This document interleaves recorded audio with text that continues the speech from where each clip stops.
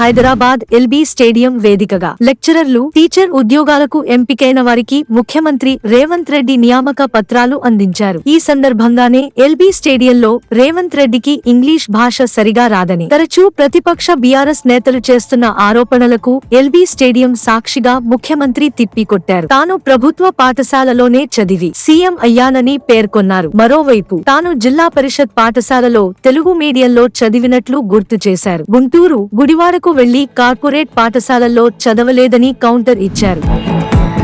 గత ప్రభుత్వ హయాంలో స్పెషల్ ఇంటెలిజెన్స్ బ్రాంచ్ డీఎస్పీగా పనిచేసిన దుగ్గ్యాల ప్రణీత్ రావు సస్పెండ్ అయ్యారు. ఈ మేరకు డీజీపీ రవి గుప్తా సోమవారం ఉత్తర్వులు జారీ చేశారు. కేసీఆర్ ప్రభుత్వ హయాంలో రాజకీయ నాయకులు, ప్రజాప్రతినిధుల ఫోన్లు టాప్ చేసినట్లు ఆయనపై పెద్ద ఎత్తున ఆరోపణలు వచ్చాయి. ఇటీవల జరిగిన అసెంబ్లీ ఎన్నికల్లో ప్రభుత్వం మారటంతో ఆయన వ్యవహార శైలిపై విచారణ చేయించారు. విచారణలో అది నిజమని తేలటంతో తాజాగా ఆయన్ను ప్రభుత్వం సస్పెండ్ చేసింది.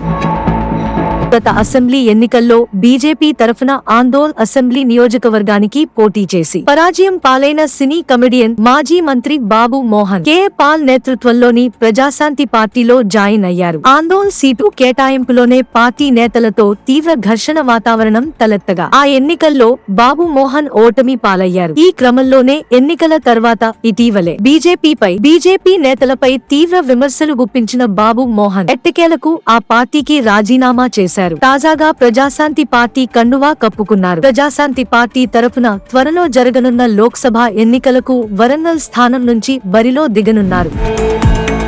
రానున్న లోక్ సభ ఎన్నికలకు బీఆర్ఎస్ పార్టీ నుంచి 4 అభ్యర్థులను ఖరారు చేశారు ఆ పార్టీ అధినేత కేసీఆర్. ఖమ్మం నుంచి నామా నాగేశ్వరరావు, మహబూబాబాద్ నుంచి మాలోత్ కవిత, కరీంనగర్ నుంచి వినోద్ కుమార్, పెద్దపల్లి నుంచి కొప్పుల ఈశ్వర్ పేర్లను ప్రకటించారు. తెలంగాణ భవన్లో 2 రోజులుగా వివిధ పార్లమెంటు నియోజకవర్గ పరిధిలోని ముఖ్య నేతలతో కేసీఆర్ సుదీర్ఘంగా చర్చించారు. అనంతరం ఏకాభిప్రాయం ఉన్న అభ్యర్థుల పేర్లను వెల్లడించారు. అభ్యర్థుల గెలుపుపై పార్టీ నేతలతో చర్చించారు. పలు సూచనలు చేశారు. కాంగ్రెస్ ప్రభుత్వానికి పాలనపై అవగాహన రావడం లేదని, రాబోయే కాలం మనదేనని బీఆర్ఎస్ నేతలతో కేసీఆర్ అన్నారు.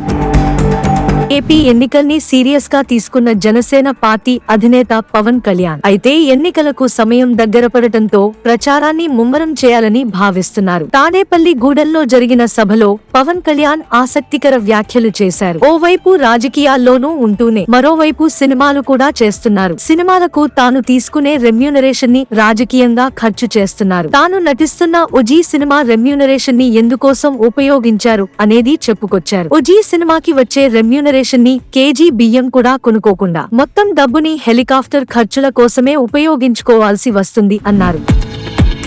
ఎన్నికల వేళ సీఎం జగన్ కీలక నిర్ణయాలు తీసుకుంటున్నారు. సంక్షేమ పథకాల నిధులను విడుదల చేస్తున్నారు. ఓటర్లను ఆకట్టుకునేందుకు లబ్ధిదారుల అకౌంట్లలో జమ చేయాల్సిన డబ్బులను ముందే విడుదల చేస్తున్నారు. వైఎస్ఆర్ చేయూత పథకం నిధులు ఈ నెల 7వ తేదీన అనకాపల్లిలో కంప్యూటర్ బటన్ నొక్కి వైఎస్ఆర్ చేయూత డబ్బులను మహిళల అకౌంట్లలో సీఎం జగన్ జమ చేయనున్నారు. ఈ పథకంలో లబ్ధిదారులుగా ఉన్న మహిళలకు ఏడాదికి 18,750 రూపాయలు ఇస్తున్నారు. ఇప్పటికే 3 విడతలుగా ఇవ్వగా చివరి విడత నిధులను 7వ తేదీన జమ చేయనున్నారు.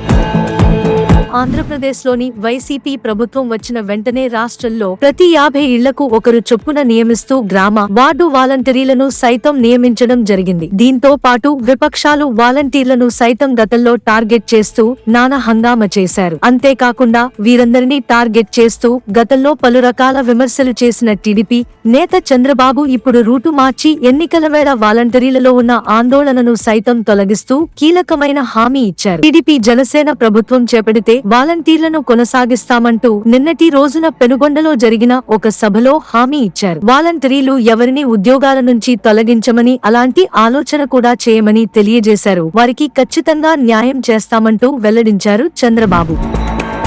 టీడీపీతో పొత్తులో భాగంగా 24 సీట్లలో పోటీ చేస్తున్న జనసేన తొలి జాబితాలో 5 అభ్యర్థులను ప్రకటించింది. తెనాలి నుంచి నాదెండ్ల మనోహర్, నెల్లిమర్ల నుంచి లోకం మాధవి, అనకాపల్లి నుంచి కొనతాల రామకృష్ణ, రాజానగరం నుంచి బత్తుల బలరామకృష్ణ, కాకినాడ రూరల్ నుంచి పంతం నానాజీ పేర్లను ప్రకటించింది. ఇక రెండో జాబితాలో 10 మంది అభ్యర్థులను ప్రకటించే అవకాశం ఉందని తెలుస్తోంది. Vijayawada west, Avanigadda, Razole, Narsapuram, Nidadavolu, Visakha south, Chirala, Chirala, Tirupati, Guntur west, Chirala లేదా దర్శి స్థానానికి అభ్యర్థులను ప్రకటించే అవకాశం ఉంది. దాంతో పాటు తిరుపతి నుంచి కూడా పోటీకి జనసేన పట్టుబడుతోంది. అంతేకాకుండా బలిజ సామాజిక వర్గానికి చెందిన అభ్యర్థి కోసం ప్రయత్నం చేస్తున్నట్లు సమాచారం.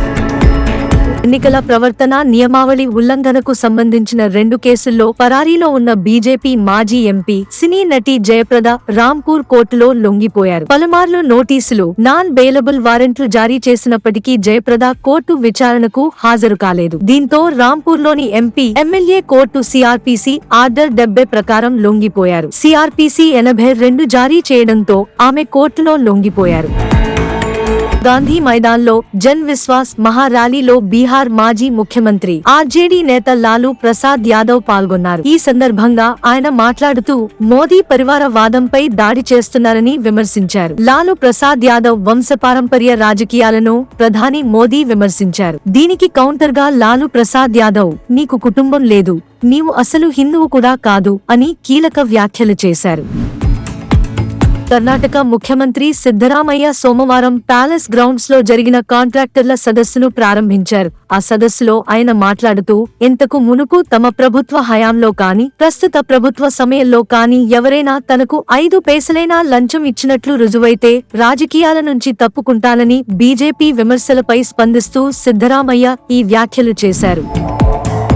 బెంగళూరు వేదికగా జరుగుతున్న మహిళల ప్రీమియర్ లీగ్ లో రాయల్ ఛాలెంజర్స్ బెంగళూరు జట్టు మరో అద్భుత విజయం సాధించింది. యూపీ వారియర్స్ తో జరిగిన మ్యాచ్ లో 23 పరుగుల తేడాతో ఆర్సీబీ గెలుపొందింది. ఈ మ్యాచ్ లో ఆర్సీబీ బ్యాటర్లు ఆకాశమే హద్దుగా చెలరేగిపోయారు. కాగా ఆర్సీబీ ఇన్నింగ్స్ సందర్భంగా ఓ అనూహ్య సంఘటన చోటు చేసుకుంది. ఆర్సీబీ స్టార్ ఎల్లీస్ పెర్రీ కొట్టిన ఓ సిక్సర్ దెబ్బకు కారు అద్దం పగిలిపోయింది. ఈ క్రమంలో బంతి నేరుగా వెళ్లి డిస్ప్లే బాక్స్ లో ఉన్న కారు అద్దానికి తగిలి అద్దం పూర్తిగా పగిలిపోయింది. ఇందుకు సంబంధించిన వీడియో ప్రస్తుతం సోషల్ మీడియాలో వైరల్ గా మారింది.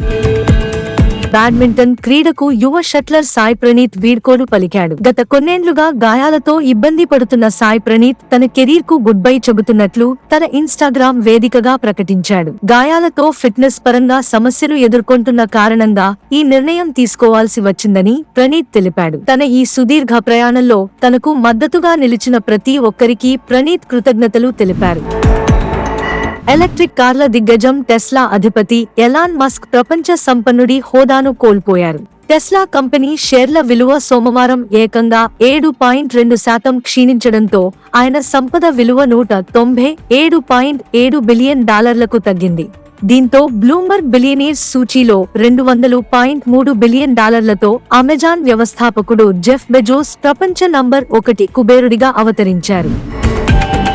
నేపాల్ రాజకీయాల్లో గందరగోళం నెలకొంది. నేపాల్ ప్రధాని పుష్ప కమల్ దహల్ ప్రచండ నేపాలీ కాంగ్రెస్ తో పొత్తును తెగతెంపులు చేసుకున్నారు. ఇరు పార్టీల్లో నెలకొన్న విభేదాల కారణంగా ప్రచండ నేపాలీ కాంగ్రెస్ తో భాగస్వామ్యానికి స్వస్తి పలికారు. మాజీ ప్రధాని కేపీ ఓలీ పార్టీతో కొత్త కూటమి ఏర్పాటు చేయాలని ప్రచండ నిర్ణయించారు.